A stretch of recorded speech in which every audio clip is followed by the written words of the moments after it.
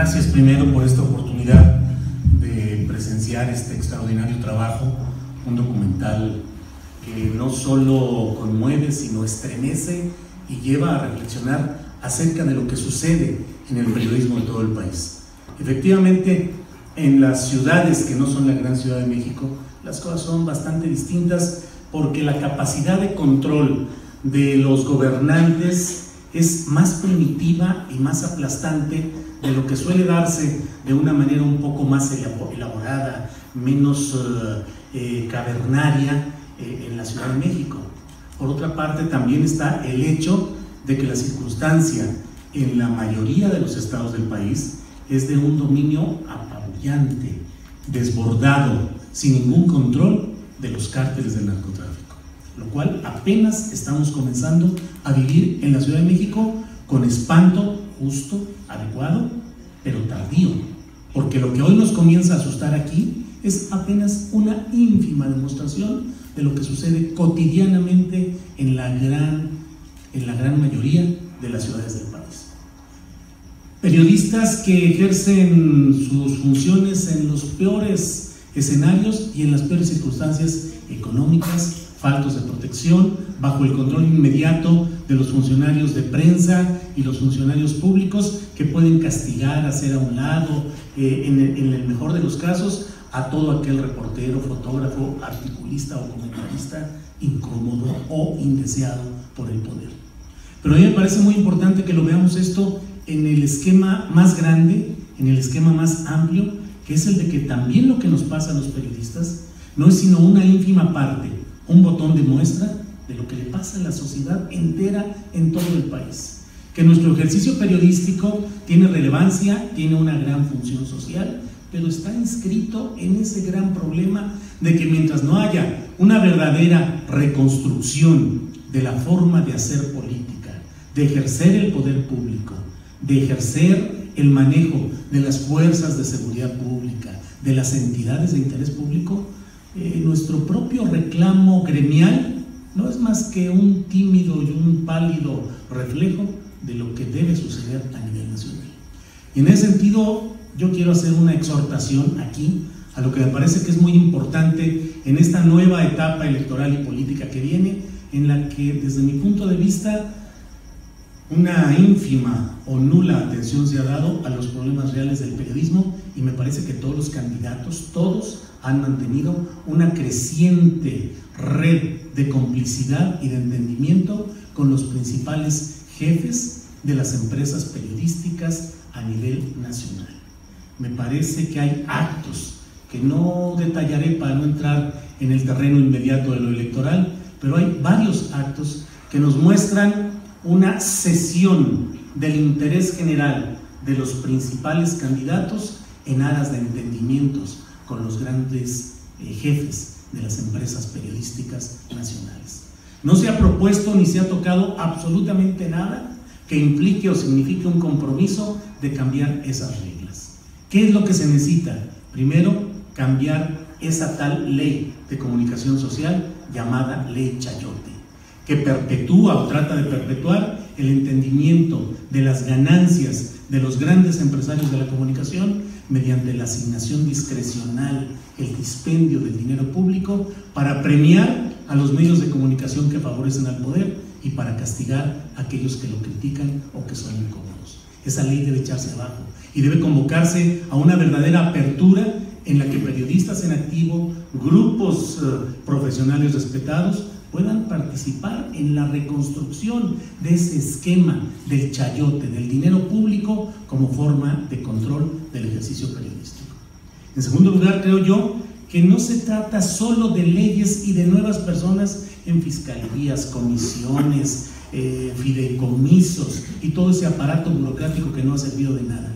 Se necesita que quien llegue al poder demuestre con hechos un verdadero compromiso, no solo de respeto al ejercicio público, sino de garantía de que se va a permitir y se va a promover y fomentar un auténtico ejercicio crítico del periodismo en nuestro país.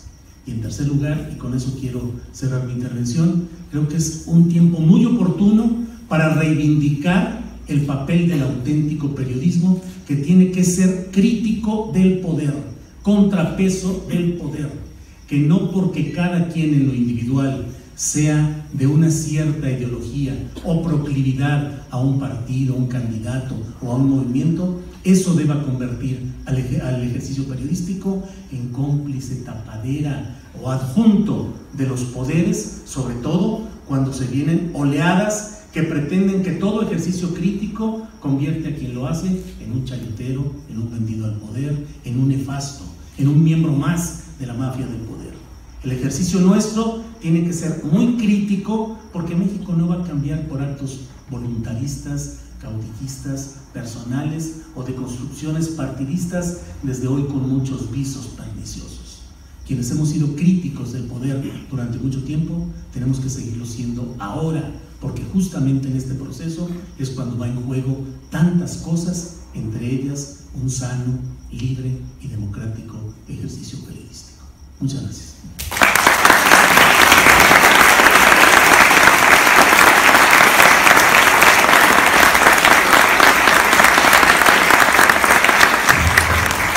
Bueno, antes tienes un pequeño papel, pero muy significativo en la película, que es cuando sostiene este amable, amistoso diálogo con Carlos Marín, que Carlos Marín responde con expresiones que lo dibujan claramente. Pero ¿qué pasó después? ¿Qué estaba pasando atrás? Mira, en este programa que fue en Televisa con Adela Micha, como en otros programas de televisión en los que he participado, trato de hacer ejercicios zen, ejercicios de mucho control, de mucho manejo de las emociones.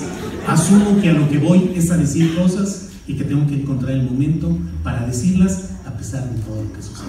En esa ocasión me sentí como un hombre sometido a una tortura constante, pero que finalmente trata uno de ser capaz de salir. Y bueno, finalmente en el gremio, finalmente todos andamos trabajando en una u otra circunstancia y finalmente pues bueno, uno sobrelleva las cosas. ¿Qué sucedió después?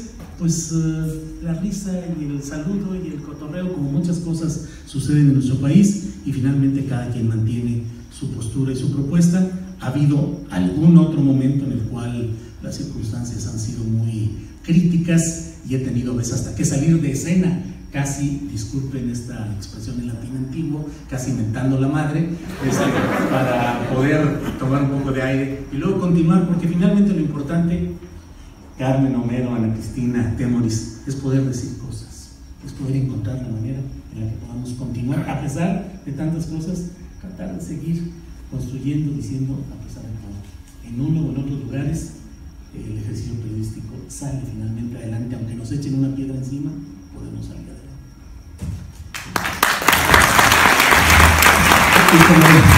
Y como dice Carmen, hay que decir, ¿no? No al silencio, ¿no? Eso no son los minutos del silencio, ni son ni es dejar de publicar, ni dejar de trabajar, ni escribir. La tarea del periodista es hablar, es decir, no callarnos y no permitir que nos callen, ni hacerles la chamba de callarnos sin que nos lo hayan pedido. Bueno, tenemos unos minutos todavía, podemos...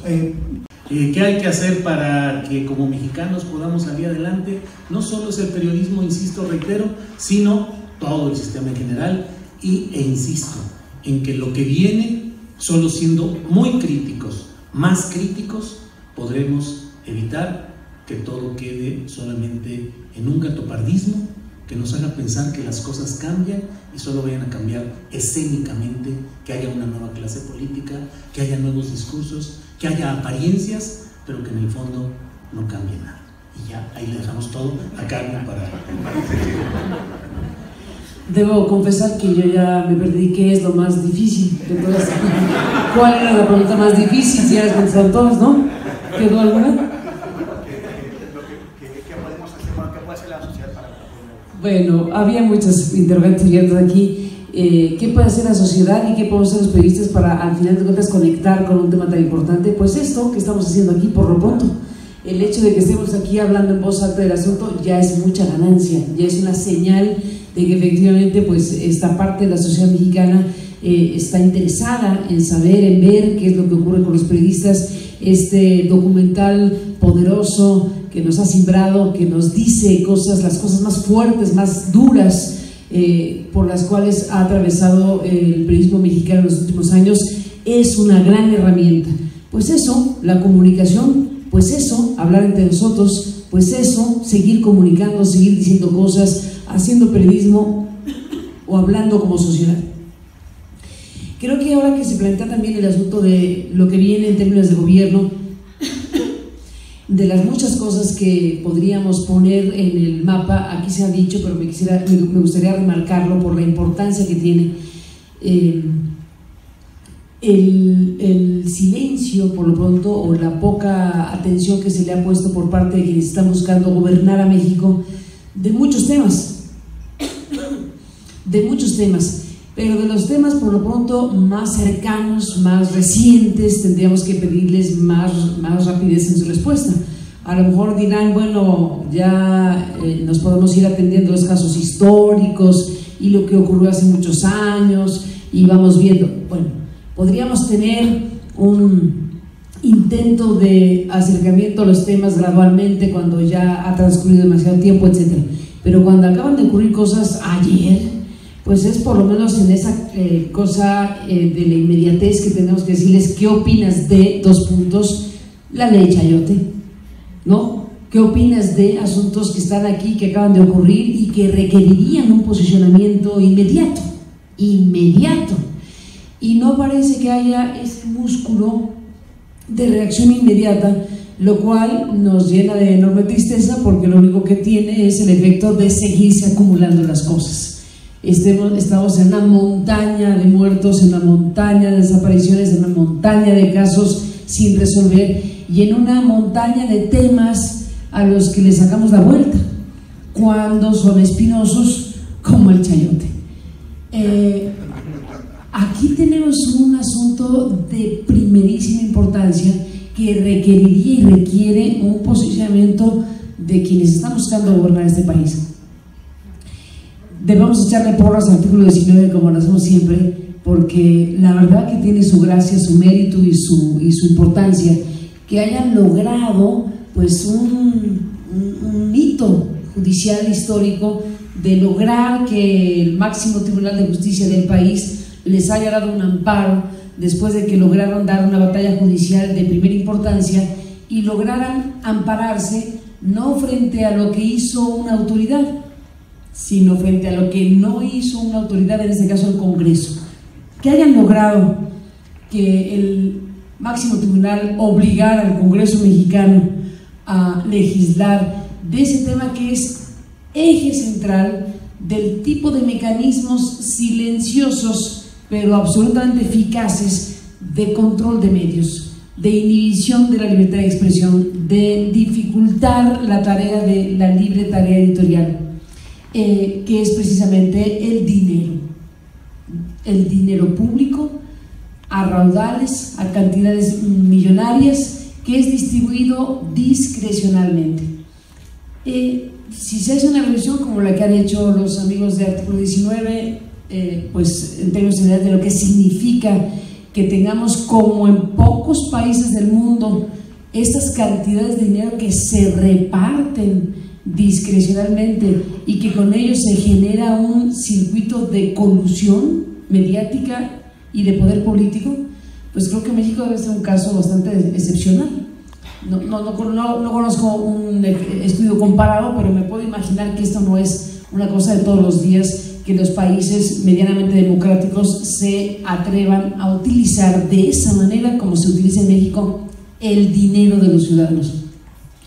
No solo es una obscenidad que se gaste dinero en esas cantidades, sino que es una barbaridad que permitamos que se gaste de esa manera, además, que se distribuya y se reparta el dinero público en México a lo largo de la historia, porque este no es un tema de ayer, pero que se haya incrementado y se haya convertido en un volumen de recursos verdaderamente descomunal. Es algo que ya merecería que quienes van a tomar el poder y nosotros mismos le demos la dimensión que tiene. No solo el Congreso se burló porque fue una burla lo que al final de cuentas hizo. De lo que lograron los amigos del artículo 19, que fue obligar a legislar de un tema que tenían la obligación de legislar o de reglamentar desde tiempo atrás, años en que un precepto constitucional estaba ahí, finalmente logrado después de 1.000 batallas, se logró colocar en la Constitución un artículo que tenía que ser reglamentado para poder funcionar y operar, y que lo dejaron ahí como artículo muerto, y que al final de cuentas lo que hizo fue pues que no pasara nada en un tema central. Cuando se logra que la Corte resuelva hacer este amparo, bueno, pues entonces viene una expectativa muy grande, que se aniquiló, que se dinamitó esa expectativa grande con una legislación absolutamente adversa, y un poco en broma y en serio hemos dicho que salió peor de cómo estaba, porque las peores prácticas en materia de uso del dinero público ahora están en la ley, y no es culpa del artículo 19, aunque ya le andamos reclamando que por qué logró un amparo que terminó en esto. Bueno, a ver, ¿qué pasó ahí? ¿Por qué no hubo más que una reacción en los circuitos, desde luego de la gente que siguió el tema, etcétera? En la clase política, pues nadie quiso meterse en Honduras, entre otras cosas, porque yo no sé, no quiero pensar mal, pero si no pensaron en la Corte el timing que escogieron para que el Congreso tuviera un tiempo límite para legislar, en medio de las campañas políticas, en medio del proceso electoral más grande de la historia. ¿Quién demonios que busca ser presidente, gobernador, senador, se quiere pelear con los medios de comunicación? Bueno, dirán que no comen lumbre. Pues será que fue pésimo timing, será el sereno, pero el caso es que algo que tenía la posibilidad de dar un giro de 180 grados a un tema central, se dinamitó.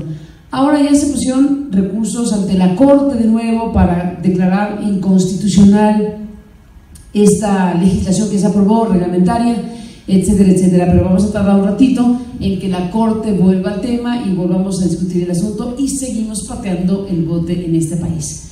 Así que bueno, tenemos pues también una clase política a la que si no le exigimos bastante más, pues es capaz de seguirse de largo, de no opinar, de no decir y dejar pasar de un tema que es crucial para muchas cosas, para la libertad de expresión, desde luego, para la libertad editorial, sin duda, para la transparencia del uso de los recursos, para que la gente sepa por qué se tienen que gastar miles de millones de pesos en repartir como chayote, en buena medida, en la industria mediática nacional. Todo eso es lo que está aquí de unas semanas para acá. Entonces, bueno, de las cosas difíciles que hay que decir o hablar, pues son estas. ¿Por qué permitimos que temas de enorme trascendencia pues simplemente pasan cuasi de largo en muchas ocasiones, y a la clase política no se le exige un posicionamiento? ¿Estás de acuerdo o no estás de acuerdo en que se haya aprobado esa ley? Y si no estás de acuerdo, ¿qué piensas hacer? ¿Estás de acuerdo o no estás de acuerdo en la sentencia del caso Ayotzinapa en el Tribunal Colegiado de Tamaulipas? Bueno, ese tipo de cosas son clave, tampoco se den maceta que tengamos una resolución judicial, desde mi punto de vista, enormemente positiva.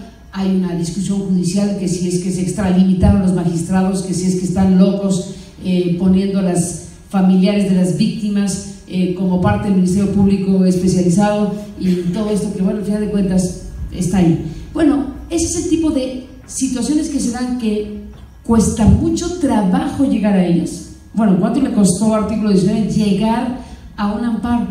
Como para que a la mañana siguiente pues el asunto ya pasó a otra cosa. Hay situaciones en las que tenemos que identificar asuntos clave. Este amparo del artículo 19 sin duda es histórico. Es histórica la sentencia del Tribunal de Tamaulipas, que nos lleva a discutir lo que dice Homero, y coincido con él, en situaciones extraordinarias como las que vive México, para mal, donde está absolutamente colapsado el sistema de justicia para hablar de los casos como Ayotzinapa. Bueno, esta sentencia tendría que estar siendo discutida y debatida y preguntándonos y decidiendo si es la ruta a seguir precisamente para los próximos años. Si necesitamos modelos de justicia transicional en donde hagamos valer la heterodoxia para decir, bueno, si Ayotzinapa está absolutamente envuelto en la peor investigación de muchos años, en donde queda claro que de lo que se trata es de no saber, o de si se sabe que no se conozca la verdad. Bueno, cuando surge una sentencia de ese tipo, bueno, necesitamos darle la dimensión que tiene y preguntando si a partir de este caso, vamos a ver cómo se instrumenta, le ponen el cronograma, hay un conjunto de cosas absolutamente excepcionales. Bueno, ¿dónde están los candidatos a la presidencia y a los demás puestos? ¿Dónde estamos como medios y como sociedad diseccionando una sentencia que es absolutamente extraordinaria? Por hablar de los temas noticiosos que están ahí y de los cuales desde luego los tenemos que hacer cargo. Así que bueno, pues tenemos una galería de asuntos, tenemos un montón de situaciones que se tienen que seguir investigando, se tienen que seguir haciendo noticia, información, investigaciones, y tenemos este documental para ir cerrando esta conversación porque se cierra este changarro.